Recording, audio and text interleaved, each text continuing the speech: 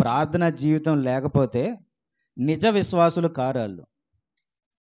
ప్రార్థన గురించి చాలా చాలా ప్రవక్తులే కానీ, శిష్యులే కానీ అందరూ కూడా ప్రార్థన జీవితం కలిగిన వారు. వీళ్ళు ఎవరంటే దేవుని సంబంధికులు, దేవుని దూతలుగా ప్రజల మధ్యకు వెళ్ళినటువంటి వారు. ఆయన దూతలు ఆ దూతలు సహాయం చేస్తాయి. కానీ ప్రజల మనిషి రూపముగా, దేవుని పోలికతో మనిషి రూపముగా ఉన్నటువంటి వారు దేవుని పక్షమున ప్రజల యొద్దకు వెళ్ళి మాట్లాడినటువంటి వారు కూడా ప్రతి విషయాన్ని దేవునికి ప్రార్థన జీవితం కలిగినటువంటి వారు. అబ్రహాము కలిగి ఉన్నాడు, మోషే కలిగి ఉన్నాడు, యాకోబు కలిగి ఉన్నాడు. వీళ్ళందరూ ప్రార్థన సహవాసం దేవునితో. దానియేలు కలిగి ఉన్నాడు, ఏలియా కలిగి ఉన్నాడు, ఎలీషా కలిగి ఉన్నాడు, యోనా కలిగి ఉన్నాడు. వీళ్ళందరూ కలిగి ఉన్నటువంటి వారు. క్రీస్తు ప్రభువారు, శిష్యులు, అపోస్తులు అందరూ కూడా ప్రార్థన జీవితం కలిగి ఉన్నటువంటి వారు. ప్రార్థన వలన వాళ్ళు రేపు చేసే పరిచర్యను గురించి వారు ప్రార్థన చేసినటువంటి వారు. రేపు వెళ్ళే పరిచర్యను బట్టి ప్రార్థన చేసినటువంటి వారు. రేపు వెళ్ళే ప్లేస్ను బట్టి ప్రార్థన చేసినటువంటి వారు. రేపు వాళ్ళు వాక్యాన్ని చెప్పడానికి, దేవుని సువార్త ప్రకటించడానికి వెళ్ళేటటువంటి వారు ఎదుటివారి నుంచి సమాధానం కోసం వారు ప్రార్థన చేసినటువంటి వారు.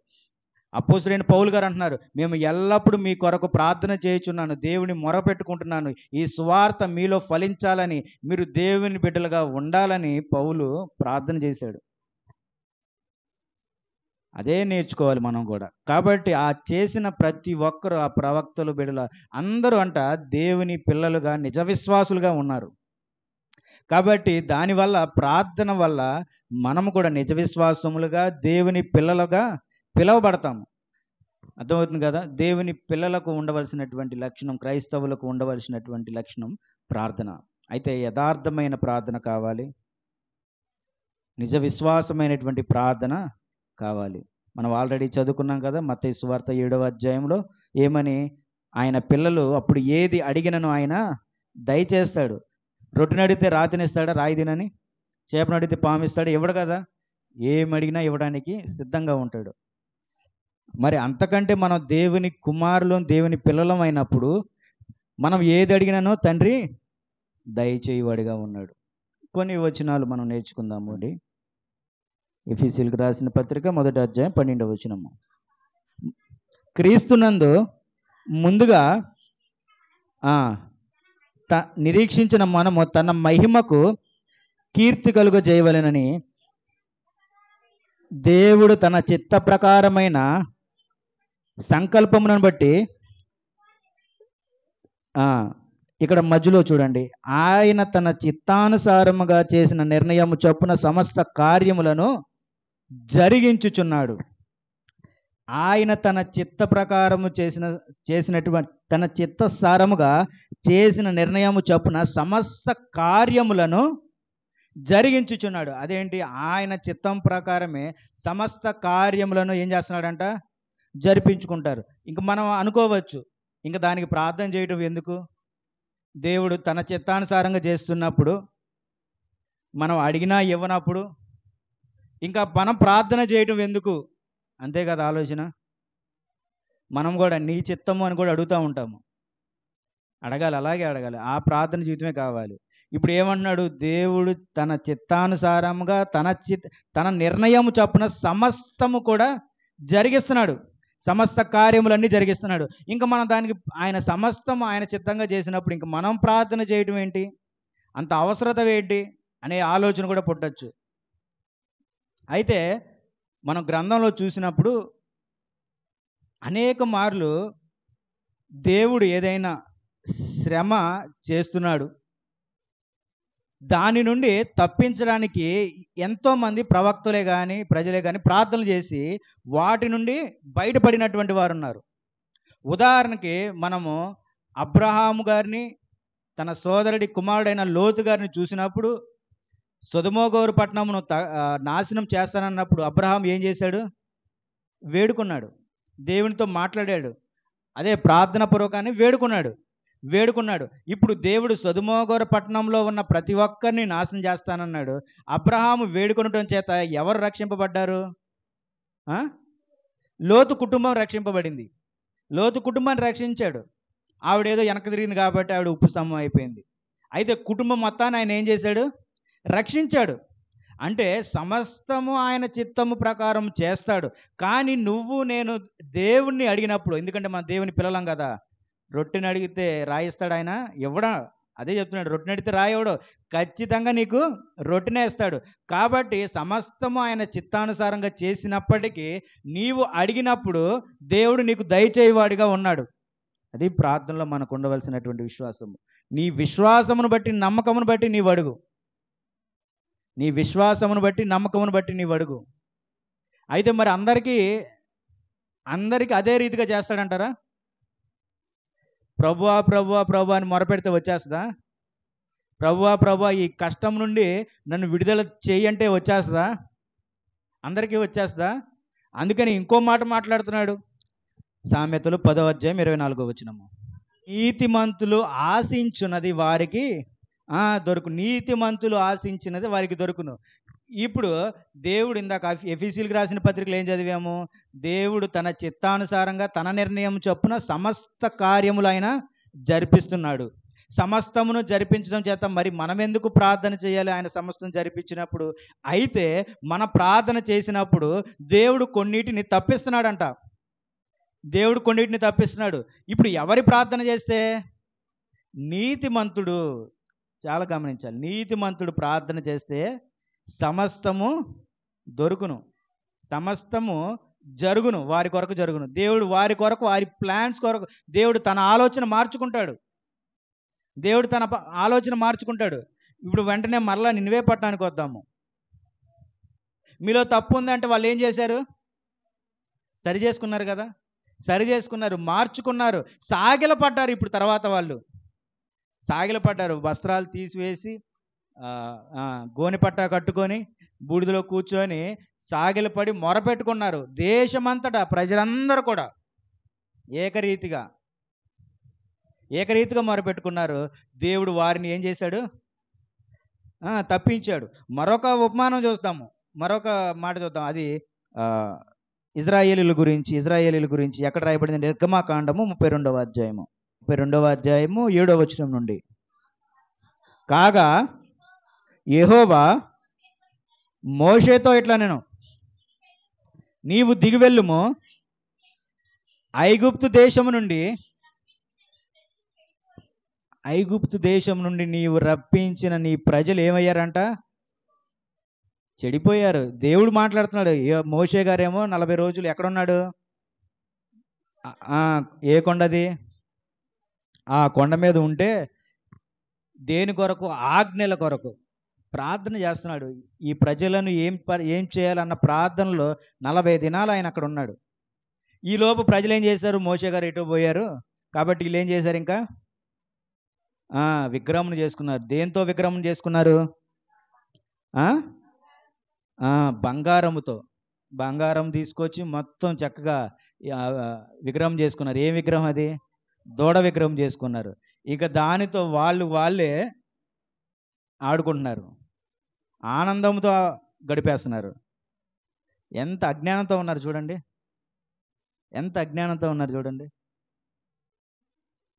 ఎంత అజ్ఞానం.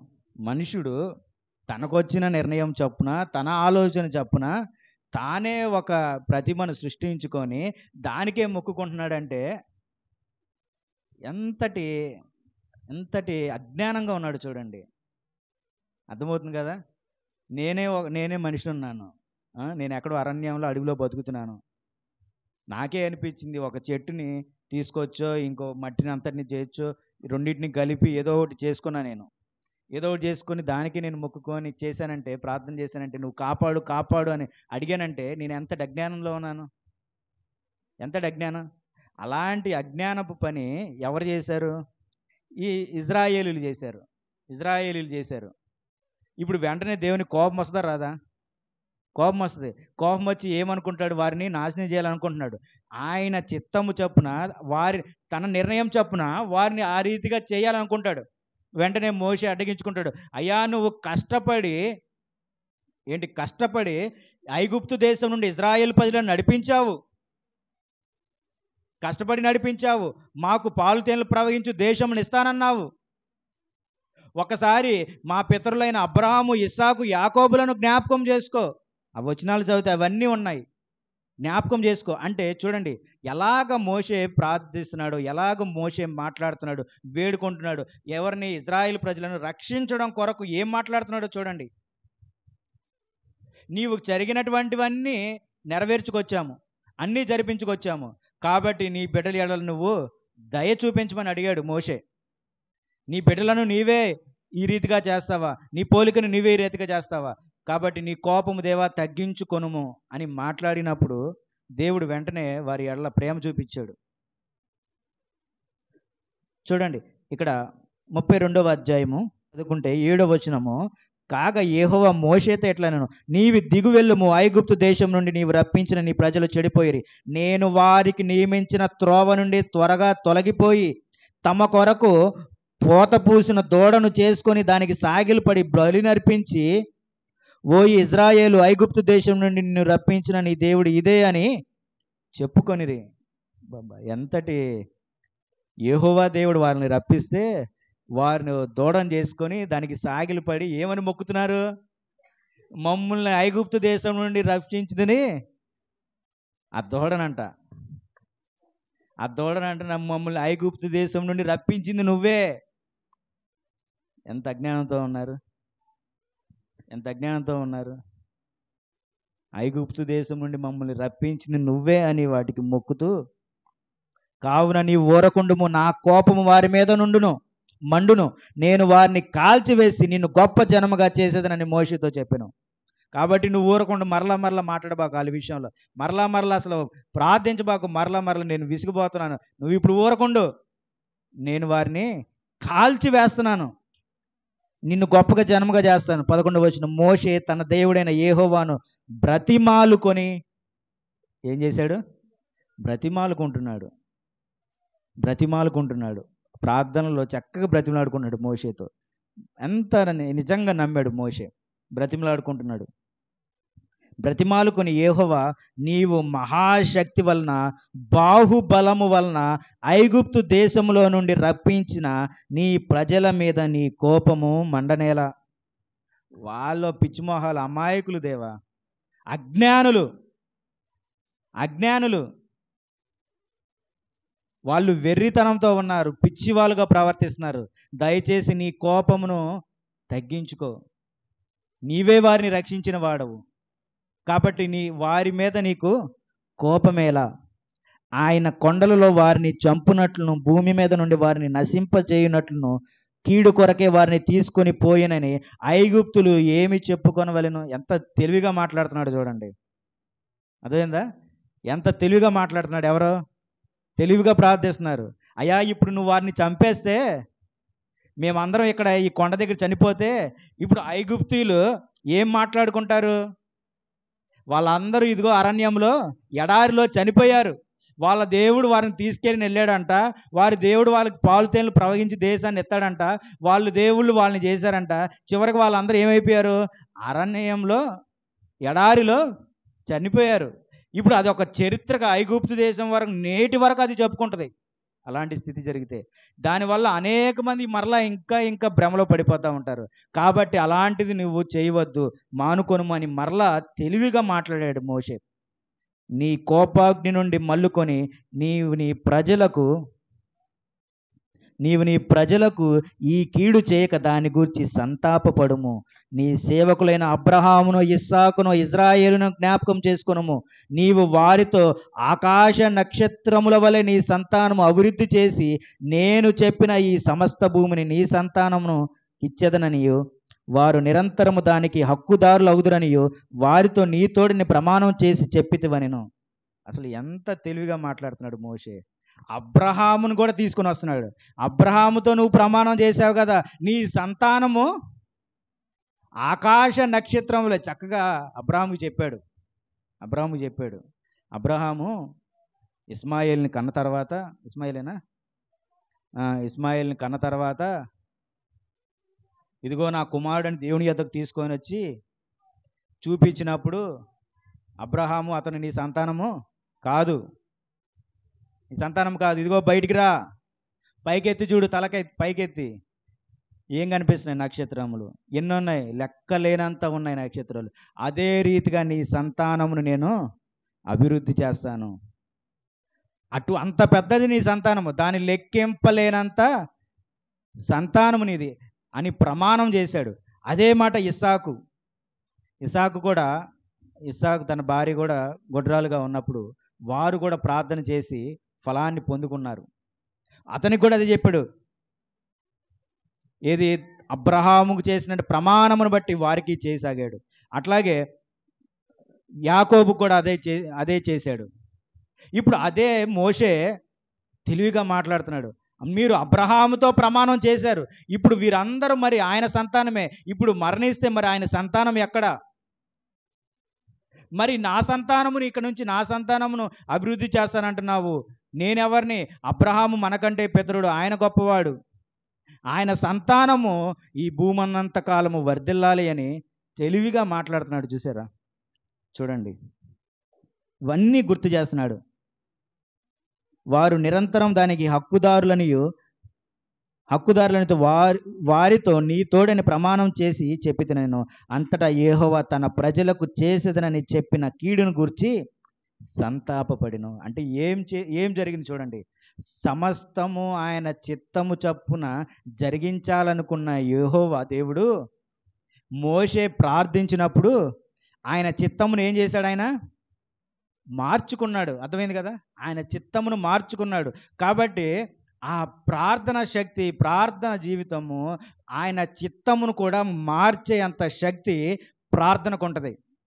అయితే చెప్పాను కదా, మనం నీతిమంతులై ఉండాలి. నిన్న కూడా నేర్చుకున్నాం. మనం గ్రంథమందు వాక్యమందు ఉండాలి. వాక్యమందు నిలకడగా ఉంటేనే మనకు ఆ స్థితి. వాక్యమందు నిలకడగా ఉంటేనే ఆ స్థితి. కాబట్టి మోషే ప్రార్థన చేయడం చేత దేవునికి ఉన్నటువంటి ఆలోచన ఏం జరిగింది? తప్పిపోయింది. ఆయన మానుకున్నాడు. వారి మీద చూపిద్దాం అనుకున్నటువంటి, ఆయన చేద్దామనుకున్నటువంటి పనిని దేవుడు మానుకున్నాడు. కాబట్టి మనం కూడా ప్రార్థన చేయాలి. మనకి ఎప్పుడు ఏ కీడు సంభవిస్తుందో మనకు తెలీదు. 2020లో కరోనా వచ్చింది. 2019లో మనం ఏమైనా అనుకున్నామా కరోనా వస్తుందని? అందులో కొంతమంది చనిపోతారని? ఏమో, నువ్వు నేను ప్రార్థన చేయడం వల్ల మనము ఉన్నామేమో, మన సంఘం ఉందేమో, మన ప్రార్థనల వల్ల మన సంఘం స్థిరపడిందేమో. కాబట్టి రాబో కాలమును గురించి కూడా మనం ప్రార్థన చేసుకోవాలి. ఆ స్థితిలో మనం ఉండాలి. అట్టి ప్రార్థన కలిగి ఖచ్చితంగా మనం ఉండాలి. ఇప్పుడు ఇదే వచనమును ఇంకొకటి చూద్దాం. ఇర్మియా గ్రంథము. ఇదే రీతిగా ఇంకొక విషయం జరిగింది ఇర్మియా గ్రంథంలో.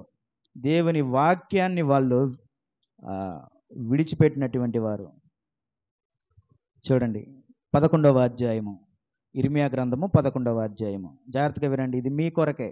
మీకు ఎన్నో ఆలోచనలు, ఎన్నో సమస్యలు, ఎన్నో దుఃఖాలు, ఎన్నో వేదనలు. మీ హృదయం తెరిస్తే మొత్తం శ్రమలే.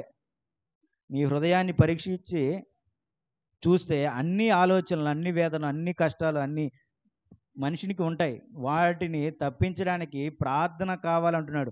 నీతిమంతుల ప్రార్థన దేవుడు వింటున్నాడు. నీతిమంతులు ఆశించినదంట వారికి దొరకబోతుంది. దేవుని వాగ్దానం ఇది. దేవుని వాగ్దానము అంటే మనం ఆశించిన దొరకాలంటే మనం ఎట్లాగుండాలి? నీతిమంతులుగా ఉండాలి. నీతిమంతులు దేవుని పోలిక కలిగినటువంటి వారు. ఇర్మియా గ్రంథము 11వ అధ్యాయము. చాలా మంది చదువుకుందాం. యెహోవా యొద్ద నుండి ఇర్మియాకు ప్రత్యక్షమైన వాక్కు. మీరు ఈ నిబంధన వాక్యములను వినుడి. యోధా మనుషులతోనూ యెరూషలేము నివాసులతోనూ నీవిలాగున మాట్లాడి తెలియజేయవలెను. ఇజ్రాయేలు దేవుడైన యెహోవా సెలవిచ్చినదేమనగా, నీ నిబంధన వాక్యములను విననొల్లని వాడు శాపగ్రస్తుడగును. ఏమవుతున్నారంట? శాపగ్రస్తులు. చూడండి, దీనివల్ల మన తరము ఆ శాపములోనికి పోతుంది.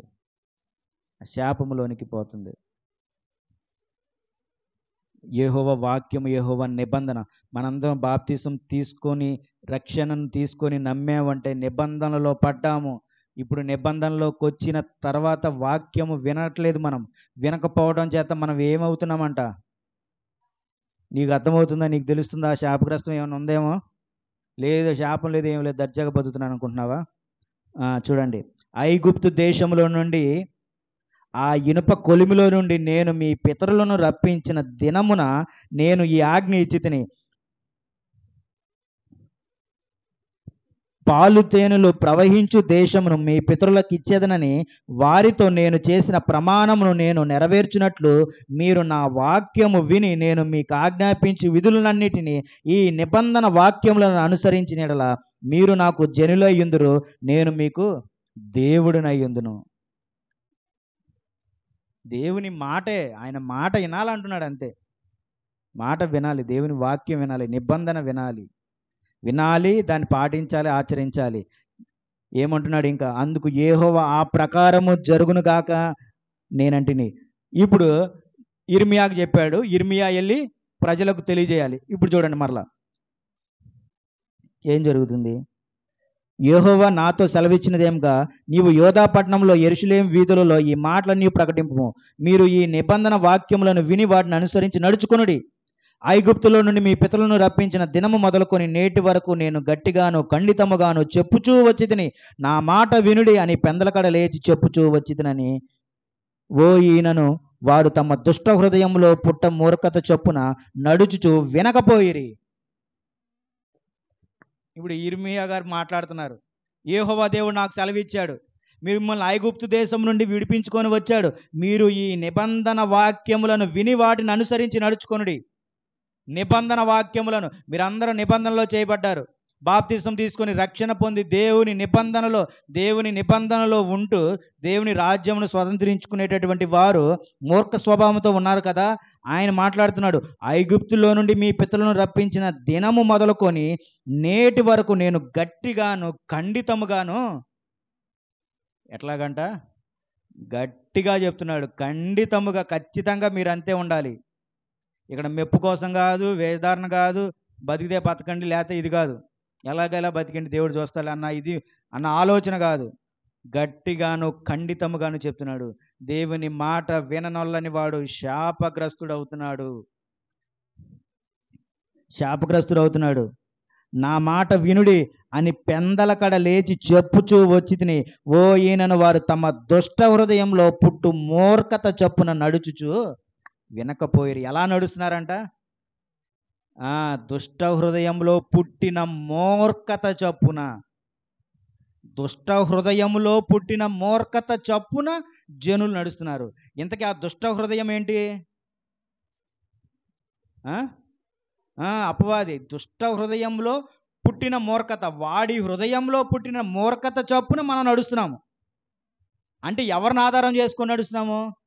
దుష్టుడు, సాతానుడు, అపవాదిని ఆధారం చేసుకొని బతుకుతున్నాం. వాడి నిబంధనలోనే బతుకుతున్నాం. వాడి నిబంధన ఎప్పుడు తినుము త్రాగుము సుఖించుము ఆనందంగా గడుపు మాడిది. మనుషులందరూ దానికి వెంటనే అట్రాక్ట్ అయిపోతూ ఉంటారు, అబద్ధానికి త్వరగా రియాక్ట్ అయిపోతూ ఉంటారు. నిజాన్ని తీసుకోవడం వారికి ఇష్టం ఉండదు. అబద్ధాన్ని ప్రేమిస్తున్నారు, అబద్ధంతో స్నేహం చేస్తున్నారు, అబద్ధంతో సాంగత్యం చేస్తున్నారు. దుష్ట హృదయంలో పుట్టిన మూర్ఖత చొప్పున వారు నడుచుచూ వినకపోయిరి, చెవి యొగ్గిన వారు కాకపోయిరి. వారు అనుసరింపవలనని నేను వారికి ఆజ్ఞాపించిన ఈ నిబంధన మాటలన్నిటి ననుసరించి నడవలేదు గనుక నేను ఆ నిబంధనలోని వాటినన్నిటిని వారి మీదకి రప్పించుచున్నాను. వినకపోయారంట, చెవి యొగ్గలేదంట, వారి హృదయంలో ఉండలేదంట, వారి హృదయంలో ఆ వాక్యమును ఉంచుకోలేదంట, చెవి యొగ్గి వినలేదు. ఇంకా మాట్లాడుతున్నాం, మరియు యెహోవా నాతో ఇలాగు సెలవిచ్చెను, యోధా వారిలోను యెరూషలేము నివాసులలోను కుట్ర జరిగినట్లుగా కనబడుచున్నది.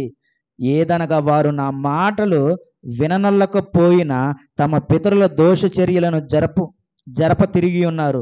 మరియు వారు అన్య దేవతలను పూజించుటకై వాటిని అనుసరించుచు వారు పితరులతో చేసిన నిబంధనను ఇజ్రాయేలు వంశస్థులను యోధా వంశస్థులను భంగము చేసి ఉన్నారు. పితరులు చేసిన ఆ సమయంలో పితరులు చేశారు. దావీదు కాలంలో, సొలొమోను కాలంలో తర్వాత చేసిన దానికే దాదాపు 70 సంవత్సరాలు బబులోను ప్రజలకు అప్పగించేశాడు ఇజ్రాయేల్ ప్రజలను. బయట వారు వచ్చి పాలించారు, ఆ బబులోను పాలనలో ఉన్నప్పుడే దానియేలు ప్రార్థన చేసినప్పుడు మరలా ఇజ్రాయేలులకు మరొకసారి దేవుడు అవకాశం ఇచ్చాడు. అందుకే ఆ ఇర్మియా కాలంలో ఉన్నప్పుడు వారు దేవుని మాట విననొల్లక ఏమంటున్నారు? వారు నా మాటలు విననొల్లకపోయిన తమ పితరుల దోష చర్యను జరుప తిరిగి ఉన్నారు. మరలా పితరుల దోష చర్యను. ఇంతకీ ఏంటా దోష చర్య? మరియు వారు అన్య దేవతలను పూజించుటకై. ఆయనేమో నేను తప్ప వేరొక దేవుడు నీకు లేడు. మరి ఇంత జరిగినా వాళ్ళకి గుర్తు రావట్లేదన్నమాట. అన్ని దేవతలతో సాంగత్యం చేస్తున్నారు. దేవుడు అడుగుతున్నాడు, కొరింథీయులకు రాసిన పత్రికలో అడిగాడు, వాడితో మీకేంటి పని? వాడితో మీకు సాంగత్యం ఏంటి? దేవుని బిడ్డలైనటువంటి మీకు వాటితో ఏంటి పోలిక? అడుగుతున్నాడు, ప్రశ్నించాడు. విననొల్లకపోయిరి.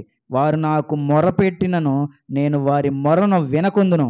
ఎక్కడంటున్నాడు చూడండి, 11వ వచనం. కాబట్టి యెహోవా ఇలాగు సెలవిచ్చుచున్నాడు, తాము తప్పించుకొనజాలని కీడు వారి మీదకి రప్పింపబోచున్నాను. ఏదో కీడిస్తున్నాడంట, ఇంకా దాని నుండి వాళ్ళు అసలు తప్పించుకోలేరు.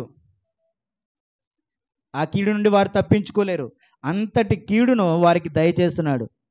వారి మీదకి రప్పింపబోచున్నాను. వారు నాకు మొరపెట్టినను నేను వారి మొరను వినకుందును. ఓ యూదా పట్టణస్థులను యెరూషలేము నివాసులను పోయి తాము దోపార్పణము చేయు దేవతలకు మొరపెట్టుదురు గాని వారి ఆపత్కాలంలో వారిని ఏమాత్రము రక్షింపజాలవు. ఏమాత్రం వారు ఇంకా ఆపత్కాలంలో ఎక్కడికి వెళ్తున్నారు? క్రీస్తు ప్రభువు దేవునికి మొరపెడుతున్నారు. ఏది? ఆ కీడు తప్పించుకొనజాలని కీడు వారికి రప్పిస్తున్నాడు. ఎందుకని రప్పిస్తున్నాడు?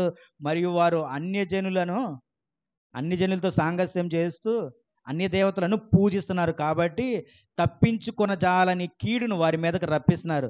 ఇప్పుడు వారు మొరపెడుతున్నారంట, ప్రార్థన చేస్తున్నారంట. వింటా అంటున్నాడా? విననంటున్నాడు. ఇంకా ఏమంటున్నాడు? నేను వినలేదు కాబట్టి మరలా అదే అన్య దేవతలకు వెళ్ళి మరలా వాటికి దోపార్పణం చేసి పూజలు చేసి ఆ కీడును తప్పించుకోవాలని ప్రార్థన చేస్తారంట. అవి రక్షింపజాలవా? రక్షిస్తాయా? రక్షించవు. మరలా ఇక్కడ ఎవరిని గుర్తు చేస్తున్నాడు? బయలుదేవతలను గుర్తు చేస్తున్నాడు. బయలుదేవతలు ప్రార్థన చేసి అయ్యా పైనుంచి దిగి అగ్ని పడేసేయి. అన్ని దేవతలారు 2 చేతులు ఎత్తి వాళ్ళు చేసే క్రమాలు ఇంకా వాళ్ళకు ఉంటాయి. ఇప్పుడు ఏలియా గారు, పక్కనున్న ఏలియా గారేమో కట్టెలు పేర్చి తడిపాడు, నీళ్ళు పోసి తడిపాడు. వీళ్ళు కొంచెం ఎక్స్ట్రాలు చేస్తారు కాబట్టి మిగతా రకాలన్నీ వేశారు. వాళ్ళు అన్నీ చేసి వాళ్ళ పద్ధతిలో చేసుకొని 2 చేతులు ఎత్తి అడుగుతున్నారు, రా దిగిరా పాటలు కూడా పాడతారు కొంతమంది. చూస్తూ ఉంటాంగా మనం, దిగి రావాలని. వచ్చాడా? దిగొచ్చారా? రాలా. అదే రోజు అందరూ చచ్చిపోయారు. ఆ బయలు దేవతలు అందరూ అదే రోజు చనిపోయారు. దిగిరా అన్నవాడు కాపాడా? లేడు, కాపాడలేదు. చూడండి, శాపగ్రస్తులు అయిపోయారు. వాళ్ళు శాపగ్రస్తులోకి వెళ్ళిపోయారు. తప్పించుకొనజాలని కీడు వారి మీదకి వచ్చింది. కత్తి పట్టుకొని పరిగెత్తాడు. ఎవరో? ఏలియా. కత్తి పట్టుకొని మొత్తాన్ని 400 మంది బయలుదేవతలు మొత్తాన్ని ఏం చేశాడు? ఆయన చంపివేశాడు.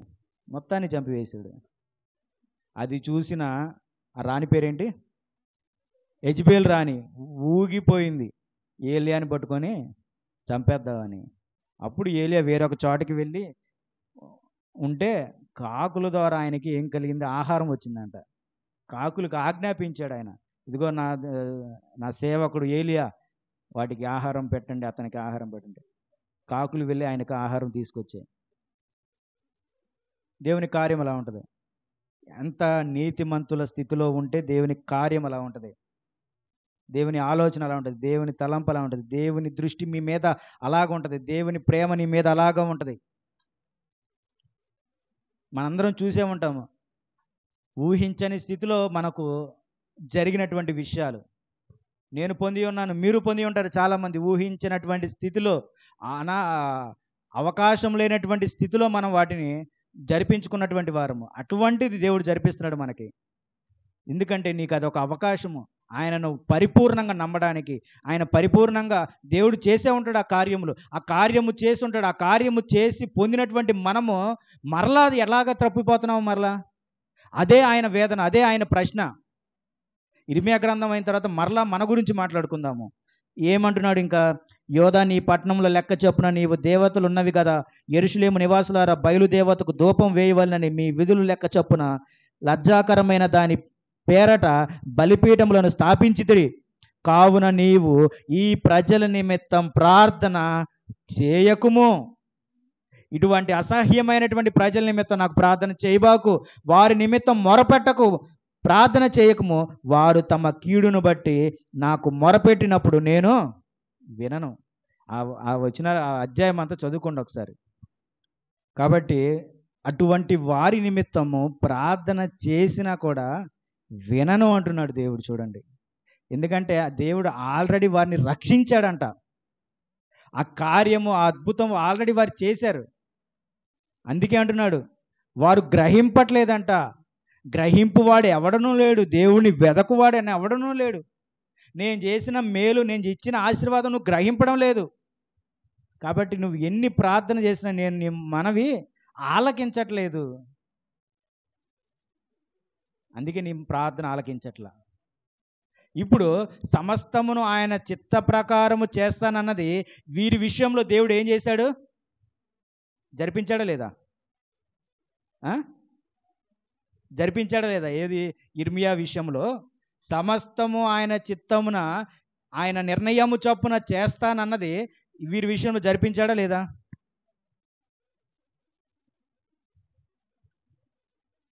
విననంటున్నాడు ప్రార్థన అంటే దాని అర్థం ఏంటి? జరిపించలేదు.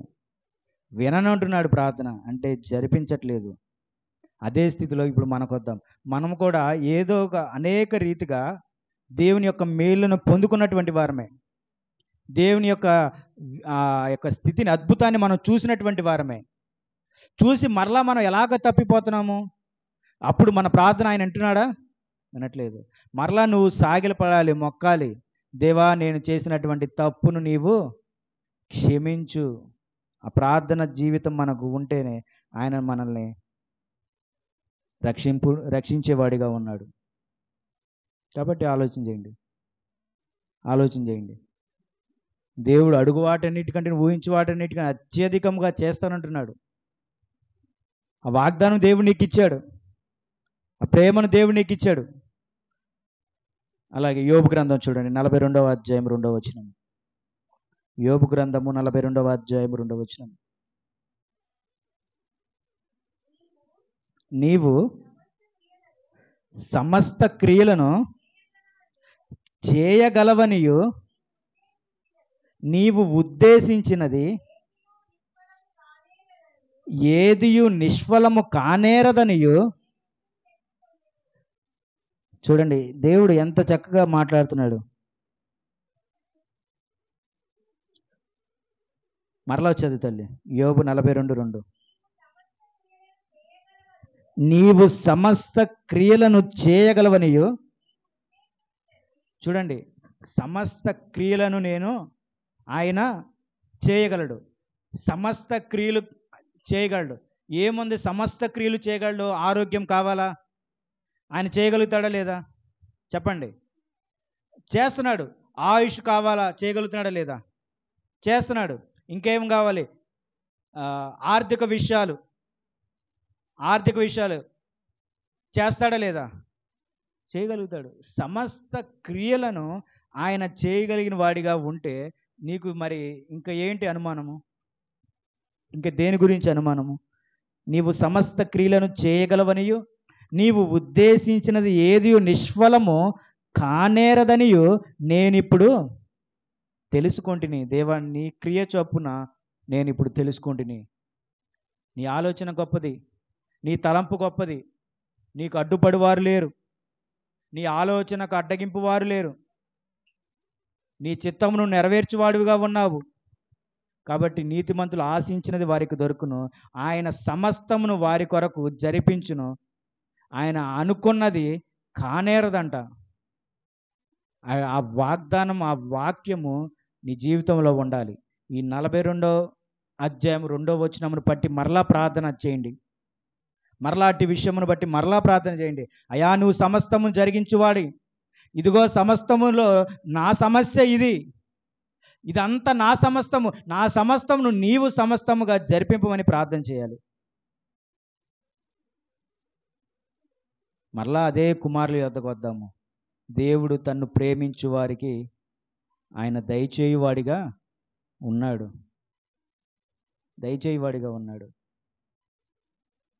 కాబట్టి ఈరోజు మరలా ఈ ఆదివారమున దేవుడు మనకు తెలియజేస్తున్నటువంటిది, మీరు అడుగుడి నేను ఇస్తాను, మీరు అడుగండి నేను ఇస్తాను. దేన్ని గురించి అడుగుతున్నారు? మరలా అడగండి, దేవుడు ఇస్తున్నాడు. గర్భఫలం కావాలా? ఇస్తున్నాడు. మన సంఘంలో దేవుడు చూపించాడు. ఆ గర్భఫలాన్ని ఆయన ఇచ్చాడు. ఆ ప్రేమను ఆయన ఇచ్చాడు. ఆ ప్రేమను ఆయన చూపించాడు. అసాధ్యమైనవి సాధ్యమైనటువంటి జీవితాలు కూడా ఈ భూమి మీద చాలా మందికి ఉన్నాయి. అసాధ్యమైనవి సాధ్యమైన రీతిగా ఈ భూమి మీద జరిగింపబడ్డాయి. మన ఆరోగ్యాల విషయాల్లో, అన్ని విషయాల్లో. కాబట్టి ప్రియమైన దేవుని బిడ్డలారా, దేవుడు మన జీవితంలో చేస్తున్న మేలును మనం జ్ఞాపకం చేసుకోవాలి. ఆరోగ్యంలో దేవుడు నన్ను ఎంతగానో రక్షించాడు. ఆరోగ్యంలో దేవుడు నాకు ఎంతగానో మేలు చేశాడు. దేవుడు నన్ను ఆ విధంగా నడిపించారు. నేను ఈరోజు సాక్ష్యంగా ఉన్నాను. ఆర్థిక విషయాల్లో నేను ఊహించిన దానికంటే దేవుడు నన్ను ఆ స్థాయిలో నిలబెట్టాడు. ఆ ప్రేమను దేవుడు నాకు ఇచ్చాడు. నేను నీతిమంతుడు యథార్థవంతంగా దేవుని పని నేను జరిపిస్తున్నాను. దేవుడు నా పనిని చూసే నాకు ఎంతో ఆనందం కలుగుతుంది. నా పని మీద నాకు ఇష్టం పెరుగుతుంది. నా బాధ్యత మీద నాకు కోరిక ఇంకా కలుగుతుంది.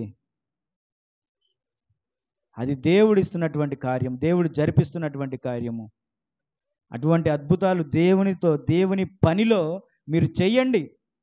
ఏది ఆశించకుండా దేవుని పని చేసినప్పుడు మీరు ఆశించిన దానికంటే ఎక్కువ ఇస్తా అంటున్నాడు దేవుడు. ఆశించిన దానికంటే ఎక్కువ ఇస్తా అంటున్నాడు దేవుడు. అది దొరకాలి అంటే మనం ఎంత ధన్యత కలిగి, ఎంత శ్రద్ధ కలిగి, ఎంత యథార్థత కలిగి మనం ఉండాలో ఒకసారి ఆలోచన చేయండి. దేవుని విషయంలో, దేవుని పని విషయంలో శిష్యులు కుటుంబాలను విడిచిపెట్టి దేవుని పరిచర్య వారు చేశారు. హతసాక్షులుగా ఈ భూమి మీద ఉన్నారు. వారికి ఏం దొరికింది? దేవుని రాజ్యములో ఆయన చోటును వారికి ఇచ్చారు. ఆ శిష్యులకు. ఎంత గొప్ప ధన్యత చూడండి. అంత స్థితి కాకపోయినా నువ్వు ఏదైతే విత్తుతావో ఖచ్చితంగా అది నువ్వు కోయడానికి సిద్ధంగా ఉన్నావు. నువ్వు మంచిని కోస్తున్నావు, రేపు నువ్వు మంచినే పొందుకుంటున్నావు. మంచిదే కోరుకుంటావు. మంచి ఈవులు దేవుడు నీకు ఇస్తున్నాడు. చెడ్డది చేసినప్పుడు నువ్వు అదే విత్తుతావు, దాన్నే కోస్తావు. మోసం చేయవాడు మోసం చేతనే మళ్ళీ మోసపోతూ ఉంటాడు. మనం ఏం విత్తుతాము అదే కోస్తాము. నువ్వు ఎప్పుడు మంచి విత్తు, దేవుని కార్యము, దేవుని క్రియలు నువ్వు ఈ సంఘంలో జరిపించినప్పుడు దేవుడు నీవు చేసినటువంటి పనికి ఆయన జీతముగా ఉన్నాడు. కాబట్టి మరొకసారి ప్రార్థన విషయంలో దయచేసి ప్రార్థన కలిగి ఉండండి. వ్యక్తిగత ప్రార్థన కలిగి ఉండండి. మీరు ప్రార్థన చేసుకోలేని స్థితిలో ఉంటే మాకు కాల్ చేయండి, మేము ప్రార్థన చేస్తాము. కాబట్టి ఇటు ఆలోచన సంఘము కలిగి ఉండాలని, మరలా సంఘము ఏకమై ఉండాలని ఏ రీతిగా క్రీస్తు ప్రభు వారు ప్రార్థన చేశారో ఆ ప్రార్థనలో కూడా మీ ప్రార్థనలో జ్ఞాపకం చేసుకోవాలని నేను కోరుకుంటున్నాను. వాక్యం విన్న మీ అందరికీ క్రీస్తు ప్రభు వారి నామమున వందనాలు. Thank you.